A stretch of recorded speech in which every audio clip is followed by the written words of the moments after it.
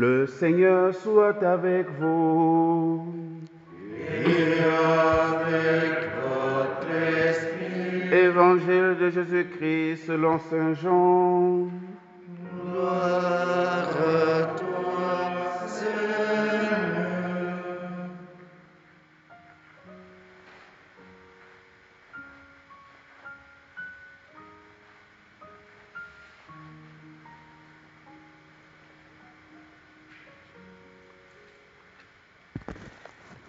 Le premier jour de la semaine, Marie-Madeleine courut trouver Simon-Pierre et l'autre disciple, celui que Jésus aimait.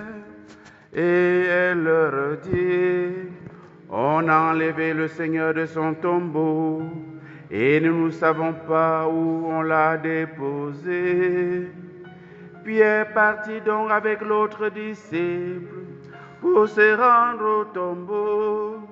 Ils couraient tous les deux, tout ensemble. Mais l'autre disciple courut plus vite que Pierre et arriva le premier au tombeau. En se penchant, il s'aperçoit que les linges sont posés à plat. Cependant, il n'entre pas. Simon-Pierre, qui le suivait, arrive à son tour. Il entre dans le tombeau. Il aperçoit les linges posés à plat, ainsi que le suet qui avait entouré la tête de Jésus, non pas posé avec les linges, mais roulé à part à sa place. C'est alors qu'entra l'autre disciple, lui qui était arrivé le premier au tombeau. Il vit et il crut. Acclamons la parole de Dieu.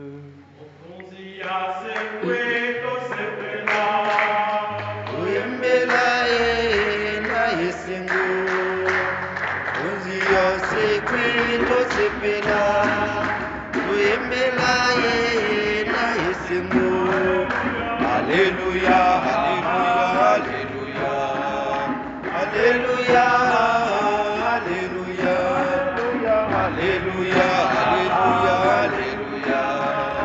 alléluia, alléluia.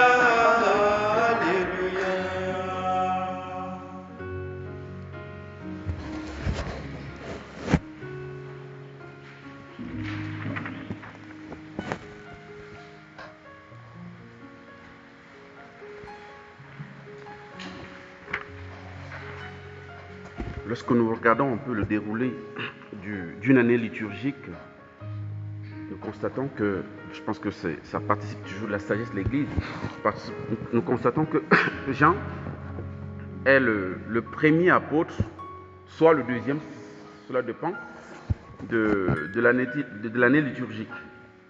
Il peut arriver que... pourquoi? Parce que en fait, les deux derniers apôtres qui sont célébrés au cours de l'année civile s'appellent... Les deux derniers qui sont célébrés au cours de l'année liturgique, donc pardon, l'année civile. Personne ne connaît? On n'est pas encore bien réveillé, ou bien qu'est-ce qui vous arrive? Hein? Voilà, André et Jean. André est célébré le 30 novembre. Donc en général, soit il achève l'année liturgique antérieure, soit il commence. Parfois, on célèbre Jean, on célèbre André dans le début de l'Avent. Et puis nous avons Jean, le 27 décembre, donc à peu près un mois. Vous comprenez bien pourquoi, parce que selon l'évangile de Jean, ce sont les deux premiers appelés, enfin les deux premiers qui ont suivi Jésus. André et Jean. Donc c'est ce qui explique un peu cette proximité. Et on constate que Jean est célébré donc dans l'octave de la nativité, parce qu'il est l'un des apôtres. Sinon, il est l'un des apôtres qui parle de la nativité de Christ, non pas comme les autres évidemment. On va le voir pourquoi. C'est vraiment le type d'apôtre que nous sommes appelés à être. Vous vous souvenez que lorsque, à la résurrection, dans Jean chapitre 21, Jésus choisit Pierre, en fait demande à Pierre par 3 fois, est-ce que tu m'aimes? Et après, Pierre va poser la question à Jésus, et lui? Ça descend à Jean. On comprend bien qu'il y avait une très grande complicité entre les deux. Ils s'entendaient très bien. Bon, déjà, il faisait partie du club restreint des amis de Jésus. C'est-à-dire que quand Jésus voulait se retrouver seul en prière, ou bien à la transfiguration, comme on le sait, ou bien pour la guérison de quelqu'un en particulier, quand il prend les 3 avec lui. Donc il y avait quand même un lien il y avait un lien particulier entre Jean et Pierre. Et donc Pierre qui a régné Jésus, comme Jésus l'avait prédit, Pierre se voit confirmé dans son ministère de pasteur de l'église, de chef de l'église du Christ. Et bon, lui, il s'est dit, mais je ne mérite pas par rapport à Jean, qui lui a été fidèle jusqu'au bout. Et Jésus lui dit à Pierre, que t'importe si je veux qu'il reste jusqu'à ce que je revienne? Que t'importe-t-il, toi sur moi? Donc il y a quelque chose de joanique qui doit rester quelque part jusqu'à ce que le Christ revienne. Et ce n'est pas la personne physique de Jean qui doit rester, mais c'est son esprit, sa perspicacité intellectuelle, sa profondeur dans la contemplation ou alors, n'est-ce pas, dans la compréhension du mystère du Verbe de Dieu. Et nous devons tous rechercher ces caractères joaniques-là. Nous devons retrouver cet esprit joanique-là pour vivre, pour persévérer, pour garder jusqu'à ce que le Christ revienne. Jean a beaucoup de particularités. Donc, non seulement il est parmi les premiers appelés, parce qu'ils sont 2. C'est vrai que les orientaux ont considéré que André, ils ont choisi André comme le proto-apôtre, c'est-à-dire le premier des apôtres. Bon, parce que c'est lui le saint patron, si vous voulez, n'est-ce pas, de leur église de Constantinople. Mais Jean peut aussi revendiquer ce titre, puisqu'il a été, avec André, le premier à suivre le Christ. Mais Jean a autre particularité, c'est qu'il était le plus jeune du groupe, de 12. Et autre chose, c'est qu'il est celui qui avait, j'ai envie de dire, de l'audace dans l'amour avec le Christ. Bon, peut-être parce qu'il était jeune, donc il se permettait, n'est-ce pas, d'avoir une proximité avec le Christ que, n'est-ce pas, les autres peut-être hésitaient à avoir. On se souvient qu'il a été celui qui a reposé sa tête sur le cœur de Jésus à la scène. Et ça lui a valu une confidence d'une grande importance, parce que vous vous souvenez que Jésus a annoncé à ses apôtres que l'un de vous va me trahir. Bon. Pierre, qui est un peu trop, qui est chaud, il a demandé, il faut qu'on lui voie le nom du gars. Il a fait signe à Jean, de demander à Jésus qui est-ce. Et Jean a demandé. Et Jésus a donné le nom. Enfin, il a donné les indications. Les indications pour détecter qui c'est. À Jean. Et la sagesse de Jean, malgré sa jeunesse, est que, à mon avis, il n'a pas répété ça à Pierre. À l'instant, en tout cas, il n'a pas dû répéter à Pierre. Parce que s'il avait dit à Pierre, il y a longtemps que Judas devait être défiguré avant de sortir. Donc, il a dû garder ça pour lui, parce qu'il a considéré que c'était un secret de la part de son Seigneur. Donc, il a reposé sur le cœur. Autrement, il a entendu les battements du cœur du Christ. Et nous savons que Dieu nous aime. Et chaque battement du cœur de Jésus doit dire, je vous aime, je vous aime, je vous aime. En plus de ça, il est le disciple qui a été fidèle jusqu'à la croix. Et c'est même, il a participé à la crucifixion et à la mort du Christ. Il est aussi celui qui a participé à l'enterrement du Christ, à sa sépulture. Donc, c'est vraiment quelqu'un qui a beaucoup de particularités. Mais à côté de ça, et c'est ça aussi encore ce qui se singularise par rapport aux autres, quand on lit son évangile, on a l'impression, comme je le disais au début de la messe, que c'est quelqu'un qui voit les choses d'en haut. On a parlé ici, n'est-ce pas, la généalogie que Matthieu a faite de Jésus, la généalogie humaine, si on peut dire. Hein, fils de David, fils, n'est-ce pas, d'Abraham. Jean va donner sa part de généalogie. Mais une généalogie, j'ai envie de dire, divine, pas humaine. Au commencement était le Verbe. Le Verbe était auprès de Dieu, le Verbe était Dieu. Il donne une généalogie du côté de Dieu, du ciel.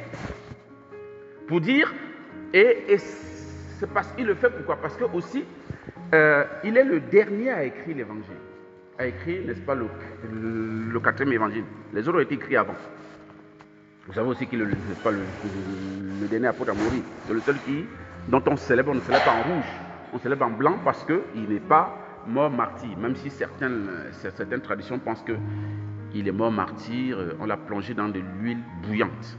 Bon, ça reste une légende, l'Église n'a pas retenu ça. Donc, il est celui qui a eu connaissance des autres évangiles avant d'écrire le sien. Et selon les pères de l'Église, il ne voulait même pas écrire il ne voulait pas écrire l'évangile. Il ne voulait pas écrire. Son premier écrit, c'est l'Apocalypse. Et ensuite, il a écrit les lettres, hein, dont nous avons le prologue. En fait, dans la première lecture, nous avons les 4 premiers versets, hein, ce qu'on appelle le prologue, n'est-ce pas, de sa première épître. Et donc, l'évangile a écrit à la fin. Et certainement, il a écrit parce que, comme il a eu connaissance des autres évangiles, il a vu qu'il manquait des choses.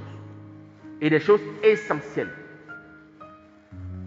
C'est comme ça, c'est pour ça qu'il s'est engagé à écrire son évangile. Et vous voyez, n'est-ce pas, pour noter seulement cela, c'est qu'il place Marie, n'est-ce pas, la Vierge, mais dont il n'appelle pas Marie, hein, il appelle la mère de Jésus à chaque fois. Il la place au début de son ministère, du ministère public du Christ, et à la fin de son ministère public. Pour bien montrer la place centrale et le modèle des disciples qu'est la Vierge et que nous sommes appelés à suivre. Et nous, on vous voit très bien que à la fin, n'est-ce pas, du ministère public du Christ, lui qui a été témoin de la crucifixion de Christ, il reçoit la Vierge Marie, la mère de Jésus, comme testament dernier au nom de toute l'Église. Donc c'est quelqu'un qui a beaucoup de choses à nous enseigner par sa vie, ses écrits surtout. Et je voudrais m'attarder sur un point, le dernier de l'évangile, la dernière fois de l'évangile, il vit et il crut. Parce que Jean, c'est un homme de foi, comme n'est-ce pas l'ensemble des apôtres, on le sait, comme l'ensemble des saints. Mais la particularité de la foi dont il est énoncé ici de Jean, c'est que nous sommes le lendemain de la résurrection. Personne n'a encore eu, n'est-ce pas, l'apparition de Christ ressuscité. Comme on l'a entendu, Marie-Madeleine est venue les trouver et leur dit qu'on a enlevé le corps du Seigneur. Donc, Marie-Madeleine était dans une logique où le Christ n'est pas ressuscité. Elle n'a pas cru bon de revenir sur les paroles du Christ et d'y apporter sa foi. Elle a pensé qu'on a enlevé le corps de Jésus. Elle vient donc informer Pierre et l'autre disciple et qu'ils vont au tombeau. Ils ont vu la même chose. Et lui, par contre, il a cru. Pierre, on n'a pas dit ici qu'il croit. C'est lui qui voit et il croit. Qu'est-ce qu'il a vu? Qu'est-ce qu'il a vu pour croire? Vous savez que la foi vient de ce qu'on entend. Et ce qu'on entend, c'est la parole de Dieu. Dans la foi, en fait, bien sûr que ça peut naître à partir peut-être d'une vision ou alors d'un, n'est-ce pas, d'un miracle, d'un fait qui nous frappe. Et puis, on peut poser l'acte de foi que le Dieu existe. Mais là, pour le coup, le disciple Jean, lorsqu'il vit, il croit, il vit le tombeau vide. Autrement dit, il n'a rien vu. Il vit l'absence du ressuscité. Il voit que le Christ n'est pas dans son tombeau. Parce qu'il n'est pas dans son tombeau, tout de suite, il fait le lien avec ce que Jésus avait dit. 3 fois avant d'être arrêté, je vais être arrêté, je vais souffrir, je vais mourir, le troisième, je vais ressusciter. Donc quand il voit l'absent, il ne voit pas le Christ, il voit les linges à leur place, il s'est dit, il est ressuscité. C'est là où il commence à croire. Et je voudrais m'appuyer dessus pour nous inviter, frères et sœurs, à comprendre que lorsque nous sommes dans le vide, lorsque nous sommes dans l'absence, lorsque nous sommes dans le non-exaucement, si je puis dire, je peux appeler ça comme ça, lorsque nous avons l'impression que ce que nous avons demandé ou alors ce que nous attendions, il n'y a rien, c'est là que commence la foi. C'est là que devrait commencer notre foi.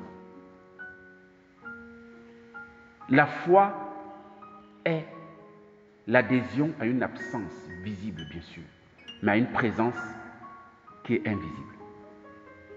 La foi s'adresse au Dieu qui ne se voit pas, mais qui se touche, dont on entend. Il est dit ici, n'est-ce pas, dans la première lecture, ce qui était au commencement, ce que nous avons entendu. Ce que nous avons entendu. L'écoute est première dans le mystère de la foi. Ce n'est pas la visibilité, frères et sœurs. Ce que nous avons entendu, ce que nos yeux ont vu, ce que nous avons vu, n'est-ce pas, de nos yeux, ce que nous avons contemplé. Ici, on peut le voir n'est-ce pas, de deux façons. Voir de nos yeux, bien sûr. Ils ont vu Jésus en live. Mais ils ont contemplé Dieu derrière la personne humaine de Jésus. Ce que nous avons contemplé, ce que nos mains ont touché du verbe de vie, nous vous l'annonçons. Et Jésus va dire à Thomas, heureux ceux qui croient sans avoir vu. Jean a cru sans avoir vu. D'une certaine manière, parce qu'il n'a rien vu, mais il a cru. Et nous sommes appelés à nous inscrire, n'est-ce pas, dans cette lignée joanique, à croire. Frère, même quand nous ne voyons rien, continuons de croire. Comme disait un prêtre jésuite, dont j'ignore le nom, il disait, la foi commence quand Dieu est silencieux. On peut dire, la foi commence quand on ne voit plus rien. Quand Dieu ne se donne plus à voir. C'est là où la foi commence. Que Dieu nous aide, à travers Saint Jean aujourd'hui, à grandir, n'est-ce pas, dans la foi, malgré l'invisibilité. Amen.